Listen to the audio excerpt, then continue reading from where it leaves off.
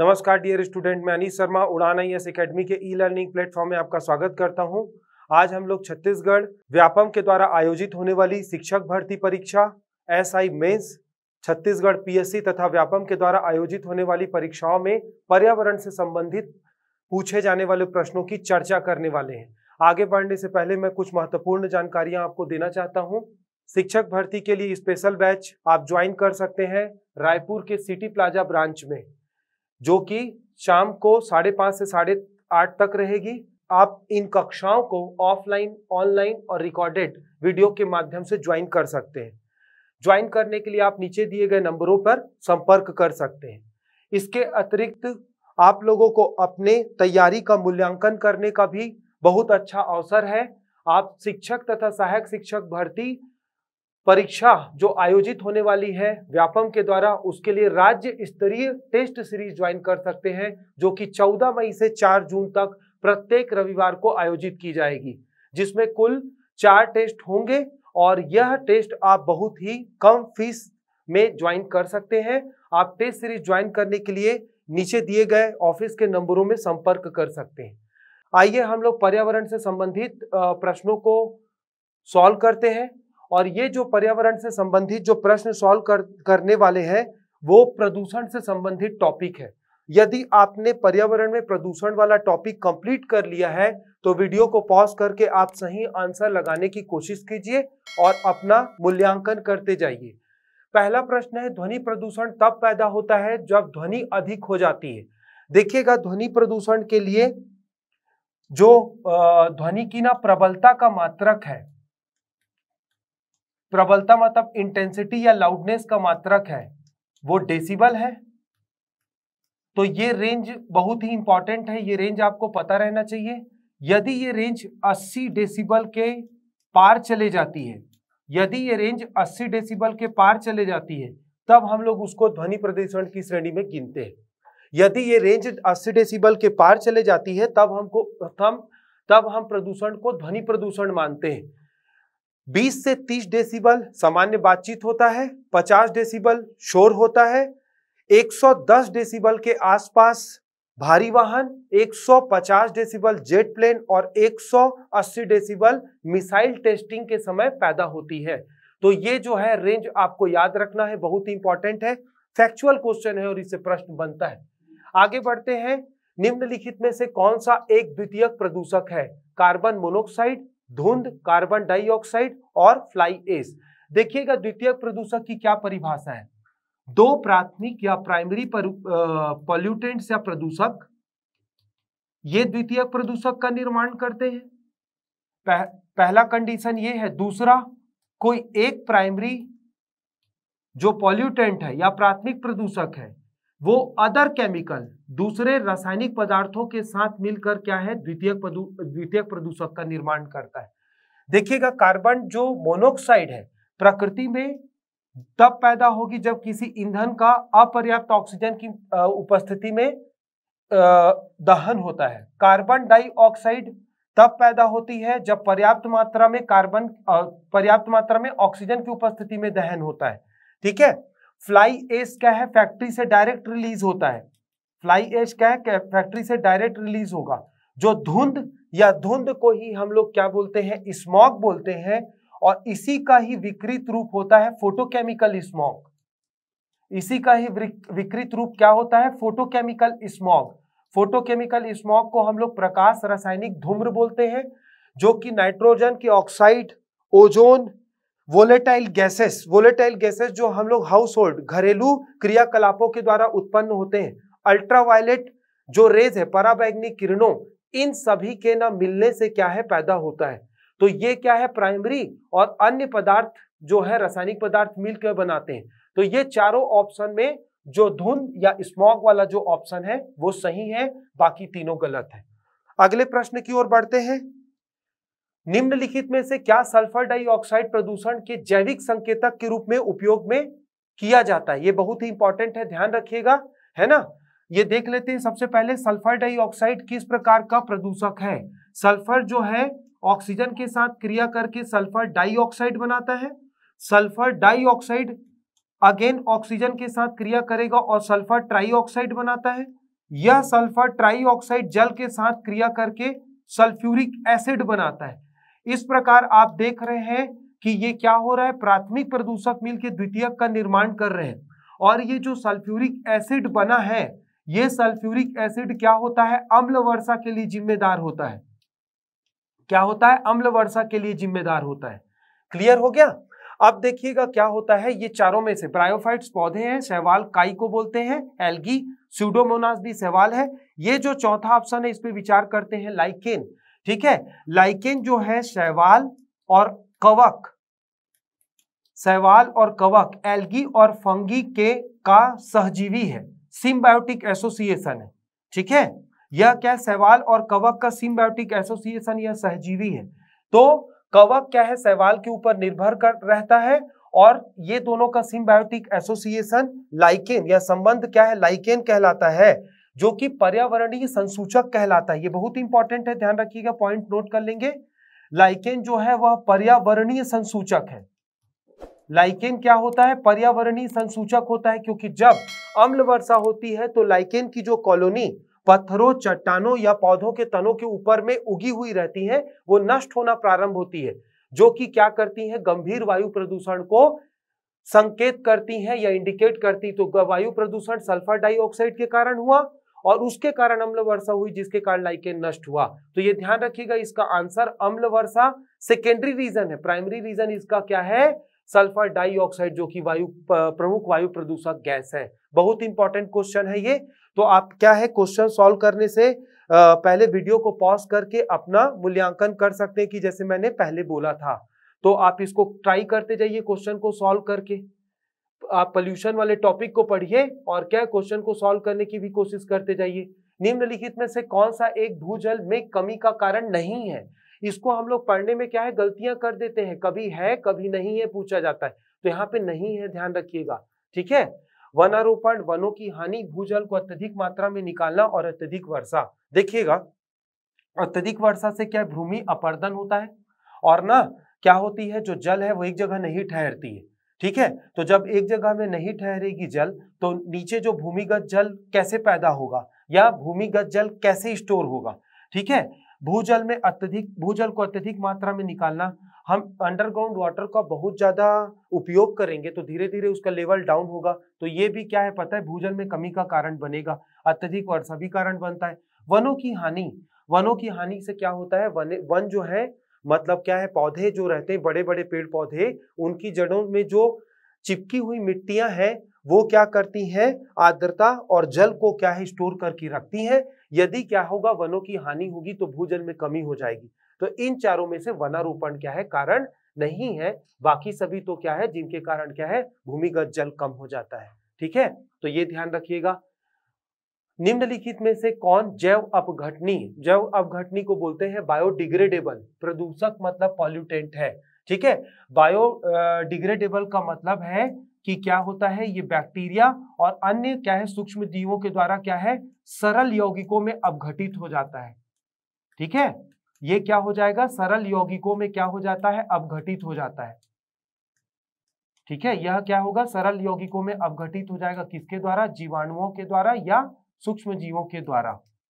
जीवाणुओं या सूक्ष्म जीवों के द्वारा क्या होता है, यह सरल यौगिकों में क्या हो जाता है, अपघटित हो जाता है। तो उसको हम लोग बायोडिग्रेडेबल पॉल्यूटेंट बोलते हैं। तो बायोडिग्रेडेबल पॉल्यूटेंट क्या क्या देख लेते हैं। पॉलीथीन बायोडिग्रेडेबल नहीं है, जैव अपघटनी नहीं है, ये गंभीर मृदा प्रदूषण का कारण बनता है, जलाने पे गंभीर वायु प्रदूषण भी पैदा करता है।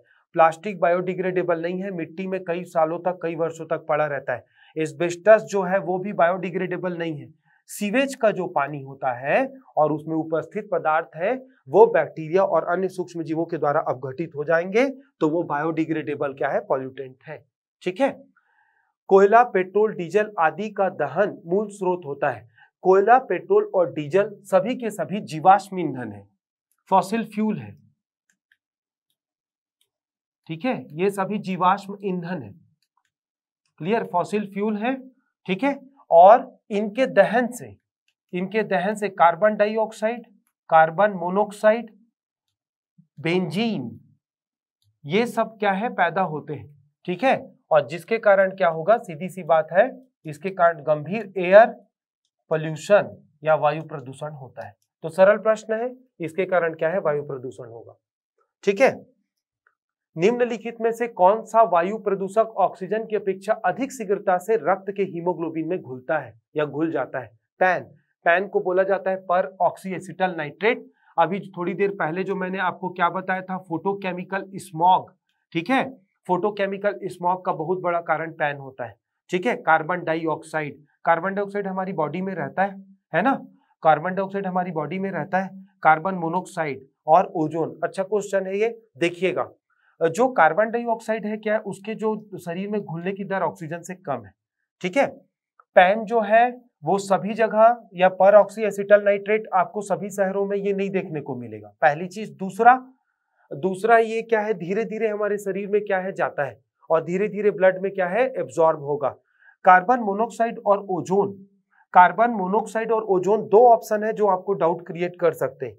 दोनों की बहुत अधिक सांद्रता हमारे शरीर के लिए अत्यंत खतरनाक है, और यदि दोनों गैस में कंपेयर करेंगे तो ओजोन या O3 है जो कार्बन मोनोऑक्साइड की तुलना भी बड़ी तेजी से हमारे शरीर में घुलता है। वो हीमोग्लोबिन के ऊपर उपस्थित ऑक्सीजन को रिप्लेस कर देता है, कर देगा, और ऑक्सीजन को रिप्लेस करके क्या है वो अटैच हो जाता है हीमोग्लोबिन के साथ। इसके कारण क्या हो जाता है, सांस लेने में दिक्कत। ठीक है, इसके कारण क्या है, सांस लेने में दिक्कत या परेशानी। ठीक है, उल्टी जैसा लगना या उल्टी, बेचैनी, और बहुत अधिक सांद्रता होने पर क्या हो सकती है, मृत्यु भी हो सकती है। और इसकी जो ऑक्सीजन की हीमोग्लोबिन के साथ घुलने की दर की तुलना में ओजोन की हीमोग्लोबिन के साथ क्रिया या घुलने की दर 250 गुना ज्यादा होती है। तो सबसे खतरनाक गैस क्या है हमारे लिए, ओजोन। और ये क्वेश्चन इसलिए भी इंपॉर्टेंट हो जाता है क्योंकि एग्जाम में पूछा जाता है कि ओजोन हमारे लिए हानिकारक है कि लाभदायक है कि दोनों है और इनमें से कोई नहीं। तो आप ध्यान रखेंगे ओजोन हमारे लिए लाभदायक और हानिकारक दोनों है। लाभदायक कब, जब वो समताप मंडल में अल्ट्रावायलेट किरणों को वापस ब्रह्मांड में भेज देता है और त्वचा कैंसर से हमारी सुरक्षा करता है। और हानिकारक तब है जब वो श्वास के द्वारा क्या है हमारे शरीर के द्वारा ले लिया जाता है, तब वो खतरनाक है, जिसको आपको अभी मैंने डिटेल में बताया। ठीक है, अगला क्वेश्चन देखते हैं हम लोग। और निम्नलिखित में से कौन सी एक वायु प्रदूषक गैस है और जीवाश्म ईंधन के ज्वलन के फलस्वरूप या दहन के फलस्वरूप उत्पन्न होती है? हाइड्रोजन, नाइट्रोजन और ऑक्सीजन, तीनों में से कोई भी गैस क्या है जीवाश्म ईंधन के जलन से या दहन से नहीं उत्पन्न होती। सल्फर डाइऑक्साइड उत्सर्जित होती है और ये क्या है, एक प्रमुख क्या है प्रदूषक गैस की श्रेणी में आता है। और अभी इसके कारण मैंने आपको बताया थोड़ी देर पहले, अम्ल वर्षा का भी कारण बनता है। ठीक है, और अगले प्रश्न की ओर बढ़ते हैं हम लोग। ठीक, भूमिगत जल को दूषित करने वाले अजैविक प्रदूषक है। भूमिगत जल को दूषित करने वाले अजैविक प्रदूषक हैं बैक्टीरिया, शैवाल, आर्सेनिक और विषाणु। तो इसमें आएगा आर्सेनिक। आर्सेनिक एक क्या है, तत्व है जो सबसे ज्यादा क्या है अंडरग्राउंड वाटर को उसको क्या करता है, उसके पोल्यूशन के लिए जिम्मेदार है। तो इसका आंसर हो जाएगा आर्सेनिक। ठीक है, तो एक सिंपल सा एक फैक्चुअल क्वेश्चन था ये। ठीक, कौन सा प्रदूषण नॉक नी सिंड्रोम के लिए उत्तरदायी है? इंपॉर्टेंट क्वेश्चन है, फ्लोराइड। ठीक है, और इसमें क्या है पारा, ये क्या हो गया, फ्लोराइड हो गया पहला ऑप्शन। दूसरा ऑप्शन है पारा, आर्सेनिक और कैडमियम। ठीक है, देखिएगा ये चारों में से ये जो क्या है पारा, आप ऑप्शन को एलिमिनेट भी कर सकते हो या जो पता है उसके द्वारा। जैसे पारा के कारण मीना माता रोग होता है, पारा के कारण क्या होता है, मीना माता रोग होता है। आर्सेनिक अभी जस्ट पिछले क्वेश्चन में हमने देखा वो भूमिगत जल का कारण है, भूमिगत जल प्रदूषण का कारण है। ठीक है, कैडमियम के कारण इटाई रोग होता है, कैडमियम के कारण इटाई रोग होता है और यह श्वसन तंत्र तथा किडनी या वृक्क को प्रभावित करता है। ठीक है, अब लास्ट में बच गया फ्लोराइड। तो फ्लोराइड या फ्लोरीन के तत्व के कारण, ठीक है, ये नॉक नी सिंड्रोम वाला ना प्रॉब्लम होता है, जिसके कारण क्या होता है, घुटने से लेके जो एड़ी वाला हिस्सा है वो थोड़ा सा क्या हो जाता है, ऐसा ना तिरछा हो जाता है, धनुषाकार, है ना। और ये क्या है, जो एड़ी है वो आपस में क्या हो जाएगा, वो ना टकराना चालू कर देता है। तो ये जो प्रॉब्लम है वो रिकेट्स के कारण भी डेवलप हो सकता है, किसी एक्सीडेंट के कारण भी डेवलप हो सकता है, हड्डियों की बीमारी के कारण भी हो सकता है, और फ्लोरीन या फ्लोराइड तत्व की अधिकता के कारण भी हो सकता है। तो इसका आंसर आ जाएगा आंसर ए, फ्लोराइड। ठीक है, ये बहुत इंपॉर्टेंट क्वेश्चन है। किस प्रकार के प्रदूषण से बचाव के लिए ग्रीन मफलर का उपयोग किया जाता है? ठीक है, वायु, जल, मृदा, ध्वनि या शोर। ठीक है, देखिएगा क्या होता है, जो ग्रीन मफलर का कॉन्सेप्ट आया था मेट्रोपॉलिटन सिटीज में, जहां पे क्या है, जो बड़े बड़े रोड और सड़क रहते हैं, नेशनल हाईवे या स्टेट हाईवे, वहां पे हैवी व्हीकल्स, ट्रक, बस, हाईवा इत्यादि चलते हैं, तो बहुत ज्यादा ध्वनि प्रदूषण होता है। मैंने थोड़ी देर पहले बताया आपको, भारी वाहन 110 डेसिबल का ध्वनि प्रदूषण पैदा करते हैं। तो उस प्रदूषण को दूर करने के लिए क्या किया जाता है, सड़कों के किनारे गहन वृक्षारोपण किया जाता है। उस क्या है, प्रदूषण को दूर करने के लिए सड़कों के किनारे गहन वृक्षारोपण किया जाता है। आई बात समझ में? और ये दो क्या चीजें करेगा, तो क्या है, जो वृक्ष है वो अधिक ध्वनि प्रदूषण को रोकते हैं, क्योंकि वो क्या है, ध्वनि को अवशोषित कर लेते हैं, और दूसरा इससे वायु प्रदूषण भी रुक जाता है। तो ये दो फायदा है। तो ग्रीन मफलर का संबंध होता है किससे, ध्वनि के प्रदूषण से। क्लियर है? तो बहुत ही इंपॉर्टेंट क्वेश्चन था ये। अगला जो है वो क्वेश्चन पे बढ़ते हैं। ध्वनि प्रदूषण को मापने हेतु किस इकाई का प्रयोग करते हैं? अभी थोड़ी देर पहले हमने इससे रिलेटेड क्वेश्चन सॉल्व किया था, है ना। तो ध्वनि प्रदूषण को हम लोग किससे, डेसिबल से क्या करते हैं, हम लोग क्या करते हैं, उसका मेजरमेंट करते हैं या मापते हैं, उसको मापने की इकाई है ना, डेसिबल इंटेंसिटी, जिसको हम लोग क्या बोलते हैं, प्रबलता, है ना, या लाउडनेस। लाउडनेस मतलब आवाज कितना ज्यादा तेज है ना, या क्या करेगा ये ना, लाउडनेस, आवाज, लाउडनेस का मतलब होता है शोर, इसका मेजरमेंट करता है। तो ये इंटेंसिटी या लाउडनेस को क्या करता है, मेजरमेंट करता है। ठीक है, अगला प्रश्न देखते हैं, भोपाल गैस त्रासदी। ठीक है, यहां पे एक गैस का रिसाव हुआ था, मिथाइल आइसोसाइनेट, जिसको मिक गैस के नाम से भी जानते हैं। तो यह जो दुर्घटना है वो कब हुई थी? इसमें देखिएगा ऑप्शन को आप देखो, इसमें ईयर के साथ डेट भी दिया हुआ है। और पहले आप देखोगे क्वेश्चन को, तो कुछ साल पहले क्या होता था कि इसमें केवल ईयर दिया हुआ रहता था, और अब क्या है पता, ईयर के साथ डेट भी पूछा गया है। तो आपको बड़े सावधानी से इस डेटा को याद करना है। ये जो दुर्घटना हुई थी, ये दुर्घटना स्टार्ट हुई थी 2 दिसंबर की शाम को, और ये 3 दिसंबर मतलब दूसरे दिन सुबह दोपहर तक ये रिसाव की घटना चलती रही। ये घटना हुई थी 1984, भोपाल, एमपी। ठीक है, तो ये दुर्घटना हुई थी 1984 में। ठीक है, तो ये ध्यान रखेंगे, और गैस का नाम भी याद रखेंगे, मिथाइल आइसोसाइनेट, यहां पे नेट दिया हुआ है आपको। इसी को गैस का भी क्वेश्चन पूछा जा सकता है, तो उसमें आइसोसाइनाइड दिया हुआ रहता है, उसमें आइसोसाइनाइड दिया हुआ रहता है। तो जो आइसोसाइनाइड है ना, ठीक है, और ये नेट है, ध्यान रखिएगा, दोनों में भी कंफ्यूजन होता है, तो आपका ना आंसर गलत हो सकता है, तो ये ध्यान रखेंगे। ठीक है, तो ये दुर्घटना हुई थी 2 दिसंबर और 3 दिसंबर। 2 दिसंबर को शाम को चालू हुआ था, 3 दिसंबर तक था। तो इसमें 2 दिसंबर दिया हुआ है, लेकिन सन 1982 दिया हुआ है। 3 दिसंबर के 2 क्लोज ऑप्शन है, 1984 और 1985। आंसर 1984 है ना। 4 दिसंबर तो सरासर गलत है, 86 में घटना नहीं हुई थी ना, 82 में हुई थी। तो ये दोनों में से पिक करना है आपको। ठीक है, क्लियर हो गया? तो ये ध्यान रखेंगे। अगला क्वेश्चन है, इंसिनरेटर्स का प्रयोग किसके लिए किया जाता है? देखिएगा, इंसिनरेशन जो होता है टर्म, इसका मतलब आपको पता रहना चाहिए। ठीक है, ये जो इंसिनरेशन टर्म है, इसका मतलब आपको पता रहना चाहिए। इस टर्म का उपयोग हम लोग करते हैं सॉलिड वेस्ट मैनेजमेंट के लिए। ठीक है, इसका हम लोग उपयोग कहां पे करते हैं? सॉलिड वेस्ट मैनेजमेंट के लिए, ठोस अपशिष्ट प्रबंधन के लिए।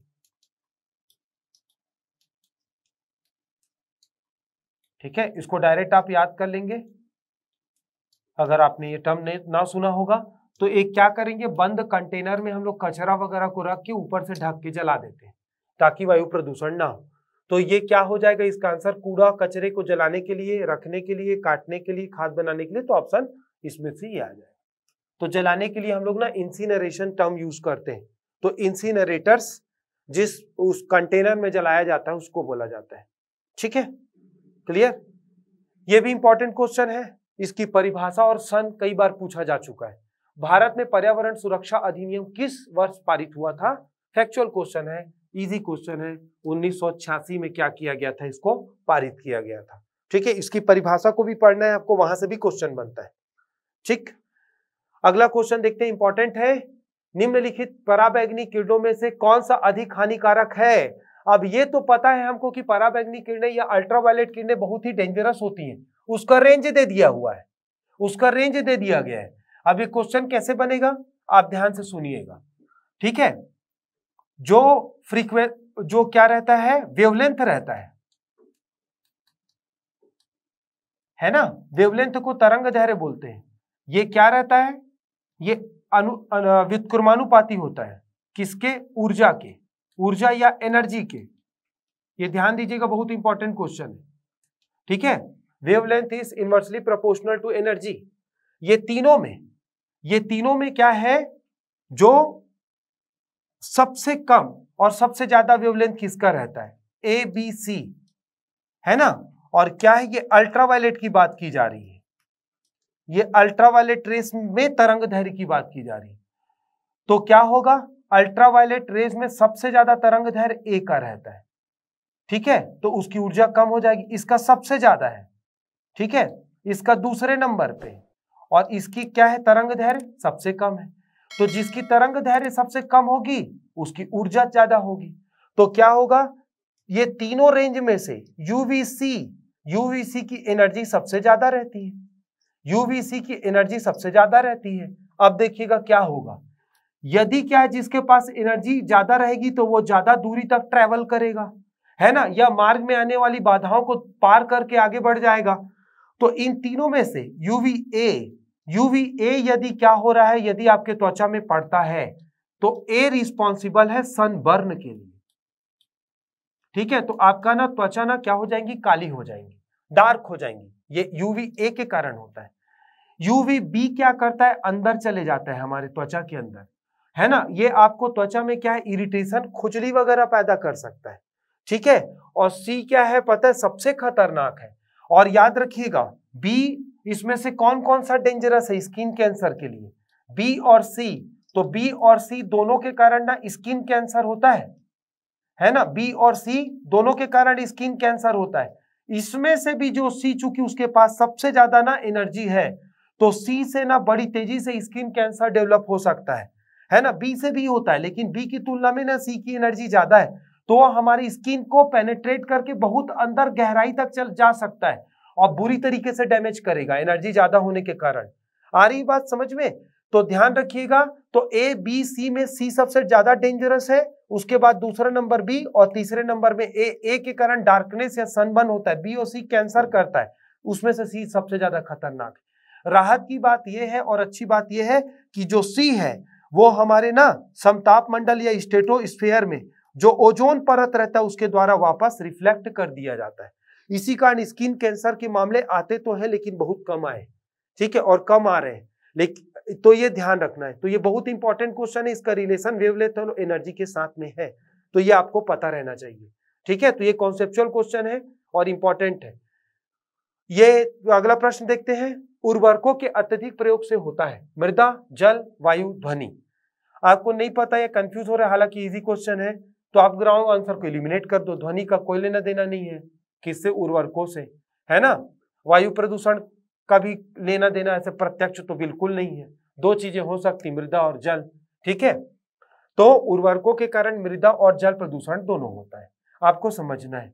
आप कोई खेत है, उसमें आप फर्टिलाइजर को डालोगे तो सबसे पहले वो मिट्टी में जाएगा, और बरसात कितने महीने होती है साल भर में? 2-4 महीने बरसात होती है। बहुत अधिक वर्षा हुई तो ये क्या है, उर्वरक क्या है, बह के क्या हो जाएगा, नहरों में चला जाएगा, नदियों में चला जाएगा, तब जल प्रदूषण होगा। लेकिन साल भर रोज तो बारिश नहीं होती, तो उर्वरक सबसे पहले क्या करेगा? उर्वरक सबसे पहले मृदा प्रदूषण करेगा, फिर क्या करेगा, बाद में क्या करेगा, दूसरे नंबर में जल प्रदूषण करेगा। तो ये बातों को आप ध्यान रखना, क्योंकि दोनों आंसर सही है उसमें। तो दोनों आंसर में जो ज्यादा एप्रोप्रिएट है या ज्यादा नियर आंसर है उसको आपको टिक करना है। लग रहा है इजी, उसमें भी कई लोग गलत कर देंगे, ठीक है। लग रहा है इजी बट उसमें भी गलती हो सकती है, ध्यान रखना, ठीक है। तो ये प्रश्न व्यापम में इस प्रकार के प्रश्न आते हैं, ठीक है। निम्नलिखित वाहनीय ईंधनों में से किसको आजकल पर्यावरण स्नेही माना जाता है? जो मतलब हमारे क्या है, इन्वायरमेंटल फ्रेंडली जो फ्यूल कहना चाहिए, है ना, या इको फ्रेंडली फ्यूल। पर्यावरण स्नेही का मतलब हो जाएगा इको फ्रेंडली फ्यूल,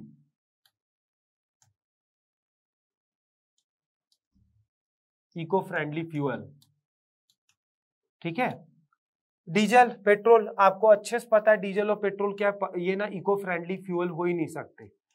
एक क्वेश्चन में हमने सॉल्व किया था कि इसमें मोनोक्साइड, डाइऑक्साइड, कार्बन के प्लस बेंजीन गैस खतरनाक जो रहती है, ये सब निकलता है, तो ये तो इको फ्रेंडली हो ही नहीं सकता। अब इसमें कंफ्यूज हो जाओगे आप, संपीड़ित प्राकृतिक गैस, तो इसको इंग्लिश में पढ़ लेना अगर नहीं पता होगा आपको तो। सीएनजी बोलते हैं, सीएनजी मतलब कंप्रेस्ड नेचुरल गैस, ठीक है, कंप्रेस्ड नेचुरल गैस। और एक है LPG, liquid petroleum gas. LPG हम लोग घर में यूज करते हैं, जो लाल कलर का सिलेंडर किचन में, वही है। और ध्यान दीजिए, आपको लगता होगा कि एलपीजी से प्रदूषण नहीं होता है, ऐसी बात बिल्कुल नहीं है, ठीक है। एलपीजी से प्रदूषण होता है, और एलपीजी भी कार्बन डाइऑक्साइड और मोनोक्साइड पैदा करता है, ये ध्यान रखिएगा। दिखाई नहीं देती है ये गैस, लेकिन किचन में प्रदूषण हो रहा है, मतलब वायुमंडल में प्रदूषण हो रहा है। तो सबसे ज्यादा डीजल पेट्रोल करता है, फिर एलपीजी भी करता है। लोग, आप बहुत सारे लोगों को इस बारे में जानकारी नहीं है, ठीक है, तो करता है, बिल्कुल ध्यान रखिएगा। इसमें से सबसे सेफ है सीएनजी या कंप्रेस्ड नेचुरल गैस। तो जो दिल्ली है, दिल्ली आप जाओगे ना, तो वहां पे ऑटो और जो सिटी बस है वो कंप्रेस्ड नेचुरल गैस से क्या होती है, चलती है। इसके कारण पर्यावरण में प्रदूषण बहुत कम होता है, ठीक है। तो इस प्रकार आज हमने क्या पर्यावरण के प्रश्नों को हल किया। मेरे साथ बने रहने के लिए आप लोगों का बहुत बहुत धन्यवाद।